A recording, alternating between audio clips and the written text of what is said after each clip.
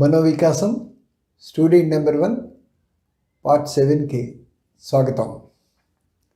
Best wishes for the happy new year. మీ అందరికీ నూతన సంవత్సర శుభాకాంక్షలు.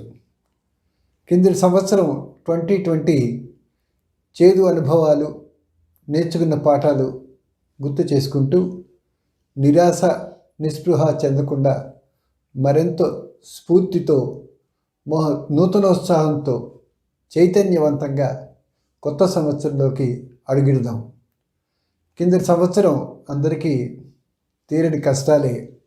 ముఖ్యంగా విద్యార్థులకు, విద్యా సంస్థలకు, ఉపాధ్యాయులకు, అలాగే అధ్యాపకులకు, మొత్తం విద్యా విధానానికే చాలా గడ్డు కాలం వచ్చింది.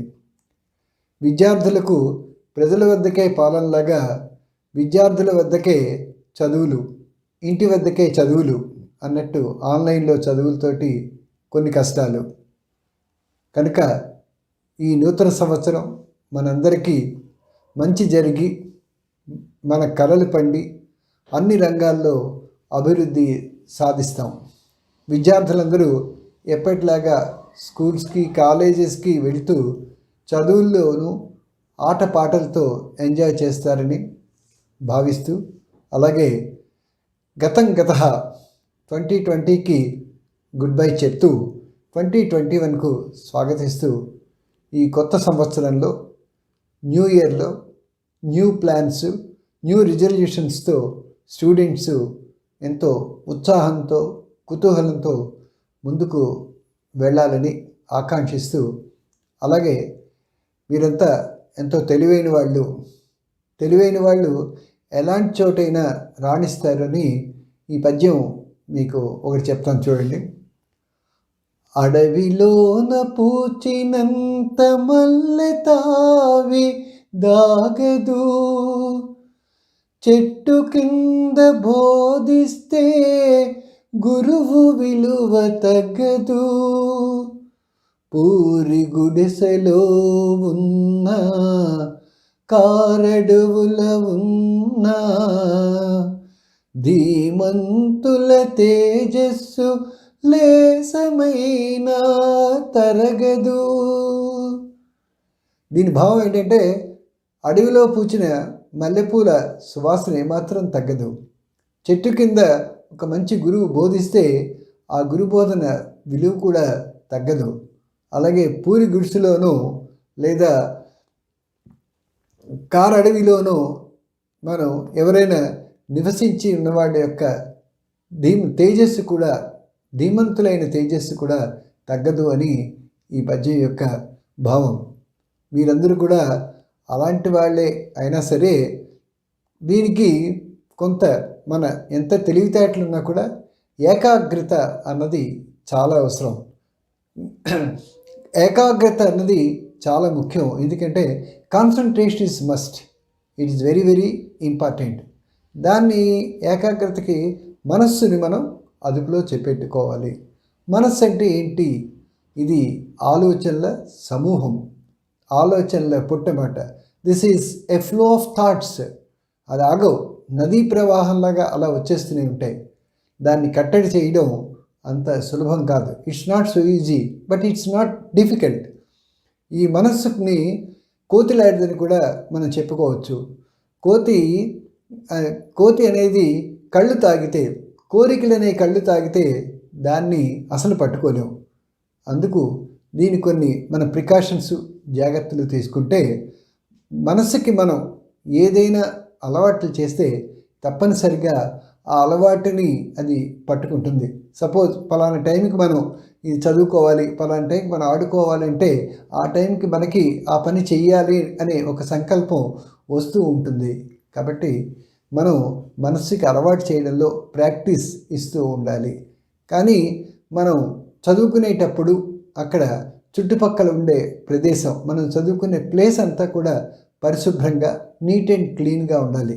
అలాగే వీలైతే మనం రాత్రి త్వరగా పడుకొని ఉదయాన్నే లేచి కొంచెం మనకి ఇష్టమైన దైవ ప్రార్థన చేసి ఆ తర్వాత మనం ఫ్రెష్గా బట్టలు అవి ఉతికిన బట్టలు ఆరవేసినవి వాటితో నీట్గా కూర్చొని మనం ఉండే ప్రదేశంలో చదువుకునే దగ్గరలో సౌండ్ పొల్యూషన్ ఉండకుండా టీవీ కానీ సెల్ ఫోన్ కానీ ఏమీ లేకుండా ఉండే ఒక ప్రశాంతమైన వాతావరణాన్ని మనం క్రియేట్ చేస్తే ఆ మనస్సుని మనం దేని మీదైతే అంటే ముఖ్యంగా విద్యార్థులకు చదువు మీదే లగ్నం చేయాలి కాబట్టి దానిపైన మనం లగ్నం చేయడానికి ఆ అట్మాస్ఫియర్ అన్నది చాలా ఉపయోగపడుతుంది అని ఇవి చిన్న చిన్న ప్రికాషన్స్. ఇవి చేసినంత మాత్రాన మనకు అయిపోతుందని కాదు.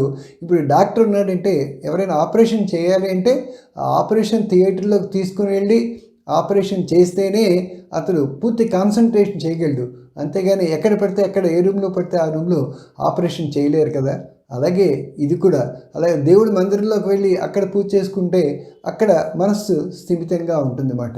ఇవన్నీ మనం వాటికి కొంత క్రియేటివిటీ చేస్తామన్నమాట. మన ఏకాగ్రత కోసం ఇవన్నీ కూడా అవసరం. అసలు ఈ ఏకాగ్రతకి మారిపోయారు ఎవరు అంటే స్వామి వివేకానంద. ఆయనకి ఏదైనా పుస్తకం ఇస్తే క్షణంలో టకటక అన్ని పేజీలు అలా తిరగవేస్తూ మనం రోబో సినిమాలో రజనీకాంత్లో చదివేస్తాడు. ఒకరోజు 2 సార్లు కొందరు నిజంగా ఆయన పూర్తిగా చదివాడా పైపైన చదివాడా అని టెస్ట్ చేసి ఏవైనా అందులో ప్రశ్నలు వేస్తే ఆ ప్రశ్నలకి వెంటనే జవాబులు చెప్పడమే కాకుండా అవి ఏ పేజీలో ఉన్నాయో వాటి సంగతి కూడా చెప్పేస్తూ ఉండేవాడు. అంటే ఆయన యొక్క ఏకాగ్రత అంత ఎక్కువగా ఉండేదన్నమాట. సో ఆయన ఆ ఏకాగ్రత వల్లే ఆయన ఒక స్వామీజీలాగా వెలుగొందాడు. అలాగే మనం అనుకుంటాం ఏదైనా చదువులో కానీ అన్నిట్లో మనం ఎన్నో విధాలుగా ప్రయత్నాలు చేస్తుంటాం. కానీ మనకి అనేక అడ్డంకులు వస్తుంటాయి, అనేక ప్రాబ్లమ్స్ వస్తూ ఉంటాయి. రాసిన పరీక్షల్లో మనం ఎక్స్పెక్ట్ చేసిన మార్కులు రావు. చాలామంది డిసప్పాయింట్ అయిపోతూ ఉంటారు, కొందరు వెక్స్ అయిపోతూ ఉంటారు. అలా మనం నిస్పృహ చెందకుండా ఉండాలంటే మనకి ఇన్స్పిరేషన్ ఇచ్చేది ఒక చిన్న స్టోరీ మీకు చెప్తాను. అదేంటంటే మీకు ఆకాశంలో ఎగిరే గద్దలు చూస్తూ ఉంటారు, ఈగల్స్. ఆ ఈగల్స్ ఆకాశంలో చాలా ఎత్తులో ఎగురుతూ ఉంటాయి. వాటికి మొత్తం వయస్సు అన్ని పక్షుల కన్నా కూడా ఎక్కువ, అంటే 70 సంవత్సరాలు సుమారు అవి బతుకుతాయి అన్నమాట. కాకపోతే అవి 40 సంవత్సరాలు వచ్చేటప్పటికి ఏమవుతుందంటే వాటి కాలు గోళ్ళు మెత్తగా అయిపోవడం, ముక్కు కూడా దాని యొక్క షార్ప్నెస్ తగ్గిపోవడం, ఆ తర్వాత దాని రెక్కలకి చాలా అనేక రకాల వెంట్రుకలు ఈకలు రావడం మూలాన అది ఎగరలేని స్థితిలోకి రావడం, ఒక ఏ పని చేయలేని చాలా లేజీలా తయారైపోయి ఆహారాన్ని కూడా పట్టుకోలేని స్థితిలోకి వచ్చేస్తుంది. అప్పుడు దాని ముందు ఆప్షన్స్ 2 ఉంటాయి. ఒకటి అది చనిపోవడం, లేదా మళ్ళీ తన శక్తిని పునర్నిర్మించుకోవడానికి ప్రయత్నం చేయడం. అదేం చేస్తుందంటే 2వ ఆప్షన్కి వెళ్తుంది. అది ఎలా అంటే అది ఎక్కడైనా ఒక దూరంగా ఒక కొండ మీదకి వెళ్ళి అక్కడ తన ముక్కుని ఆ రాతికి టపటప కొడుతూ అలా ఒక 2 రోజుల్లో ఆ ముక్కు యొక్క కవర్ పోతుంది అన్నమాట. దానిపైన ఉండే క్యాప్ లాంటిది పోయి అది చాలా షార్ప్గా మళ్ళీ పాత ముక్కులో వచ్చేస్తుంది. ఆ ముక్కుతోటి తన గోళ్ళనన్నీ పాత గోళ్ళన్నీ పీకేసిన తర్వాత కొద్ది రోజుల్లో ఆ కొత్త గోళ్ళు కూడా షార్ప్గా వస్తాయి. ఈ గోళ్ళతోటి ముక్కుతోటి తన మీద ఉన్న వెంట్రికలు ఎక్స్ట్రా ఏ పనికిరాని వెంట్రికలు ఉన్నాయో వాటన్నిటిని కూడా పీకేస్తుంది. మళ్ళీ తన రెక్కలు అన్నీ కూడా సాఫ్ట్గా మొదటి ఉత్తేజనలాగా వస్తుందన్నమాట. అంటే అది గగనంలో మళ్ళీ ఎంతో హాయిగా విహరిస్తూ మునుపుట్లాగే పావుల్ని వాటిని పట్టుకుంటూ ఈ యొక్క పక్షి రాజాలాగా బతుకుతుంది. ఇలా దానికి ఎంత టైం అంటే సుమారు 150 రోజులు పడుతుందన్నమాట ఈ స్థితి నుంచి మళ్ళీ తన యొక్క ఒరిజినల్ స్థితికి రావడానికి. అయినా అది నిస్పృహ చెందకుండా వస్తుంది. దీన్ని నేనేదో కట్టుకథ మీకు చెప్పట్లేదు, నేషనల్ జియోగ్రఫీ వాళ్ళే చెప్పారు ఈ స్టోరీ. అంటే సృష్టిలో మనిషి ఒక్కడికే ఆలోచన శక్తి ఉంది. అలాంటిది ఒక పక్షి తన యొక్క చిన్న మేధస్సుతోటే తన యొక్క వృద్ధి పొందడానికి ఎంత కష్టపడి తన యొక్క శక్తిని పునర్నిర్మించుకుందో, అలాంటిది మేధస్సున్న మానవుడు అనవసరంగా చిన్న చిన్న వాటి కోసం డెస్పరేట్ అయిపోయి తన యొక్క వృద్ధిని మళ్ళీ పునర్నిర్మించుకుందుకి తన ప్రయత్నాల్ని వదలకూడదని మనకి ఈ స్టోరీ చెప్తుంది. అలాగే మనం మనుషుల్లో కూడా ఇలాంటి చాలామంది ఇన్స్పైర్ చేసేవాళ్ళు మనకి ఉంటారు. మీకు అది కూడా చిన్న స్టోరీ చెప్తాను. ఒక ఇంటర్నేషనల్ రేస్ అవుతూ ఉంటుందన్నమాట. వీళ్ళ రన్నింగ్ రేస్కి చాలా పోటీ పెడుతూ ఉంటారు. అందులో చాలామంది పాల్గొంటారు. అందులో ఒక యువకుడు పాల్గొంటాడు.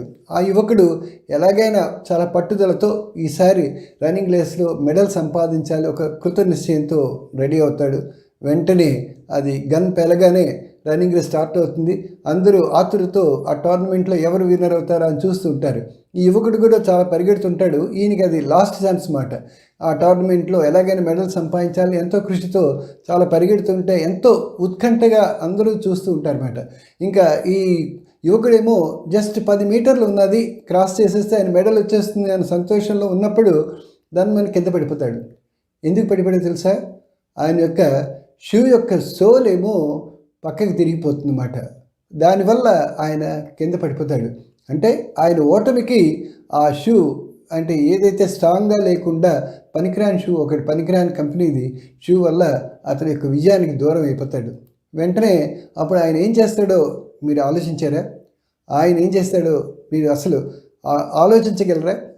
ఆయన ఏం చేస్తాడంటే దానికోసం ఆయన టోర్నమెంట్ ఓడిపోయాను అని ఏమాత్రం బాధ చెందకుండా దాని గురించి ఆలోచిస్తాడనమాట.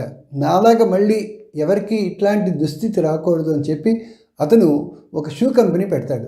ఆ షూ కంపెనీలో మంచి నాణ్యమైన షూస్ని తయారు చేసి ఎంతో పేరు ప్రఖ్యాతులు సంపాదించి ఇంటర్నేషనల్ ఫేమ్ కూడా తీసుకొచ్చి డబ్బులు సంపాదించడంతో పాటు ఆయన ఎందరికో మంచి క్వాలిటీ ప్రోడక్ట్ను ఇవ్వడంలో కూడా కృతకృత్యుడవుతాడు. అంటే ఒక పొరపాటు కానీ తను అనుకున్న దిశలో విజయం సాధించలేనప్పుడు దాని వెంటనే తన ఫాల్ట్ను గుర్తించి ఇంకొక వైపు వెళ్ళి దాంట్లో విజయాన్ని సాధించాడు. ఆ షూ కంపెనీ ఏదో మీరు గుర్తుపట్టగలరా? ఎందుకంటే మీరు చాలా షూస్ కొంటూనే ఉంటారు కదా, స్పోర్ట్స్ షూస్. అవి నైక్ అనే షూస్ చాలా ఫేమస్ మాట వరల్డ్లో. అంటే మనం ఏదైనా ఒక పని చేసేటప్పుడు డబ్బులు సంపాదించడం అనేది ఒక ముఖ్య ఉద్దేశమే, ఎందుకంటే మనం ఎదగాలి. అలాగే మనతో పాటు ప్రపంచానికి కూడా మనం మేలు చేయాలి, మంచి ప్రోడక్ట్ ఇవ్వడం చేయాలి. మనం ఒక కంపెనీలో పనిచేస్తే మనం ఆ కంపెనీలో హై పొజిషన్కి వెళ్ళాలి, మనతో పాటు కంపెనీ కానీ వ్యవస్థను కానీ వృద్ధి చేయాలన్నమాట. ఇవన్నీ చేయాలంటే మీరు విద్యార్థి దశలో బాగా చదువుకొని స్టూడెంట్ నెంబర్ 1గా తయారై ఆదర్శ పురుషుల ఆదర్శంగా పనిచేసిన గొప్ప వ్యక్తుల గురించి మీరు వాళ్ళ యొక్క సక్సెస్ ఎలా వచ్చింది అని ఆలోచిస్తూ వాటి ద్వారా మీరు ముందుకు వెళ్తే చదువుతో పాటు ఇవి కూడా మీరు నేర్చుకుంటూ ఉంటే మీ ముందు జీవితంలో బాగా రాణిస్తారు. వన్స్ మోర్ మీ అందరికీ కూడా ఈ 2021 చాలా లాభసాటిగా ఉండాలని, బాగా చదువుకోవాలని, మళ్ళీ happy new year once more మీకు మళ్ళీ హ్యాపీ న్యూ ఇయర్ చెప్తూ అందరికీ గుడ్ లక్ ఫర్ యూ.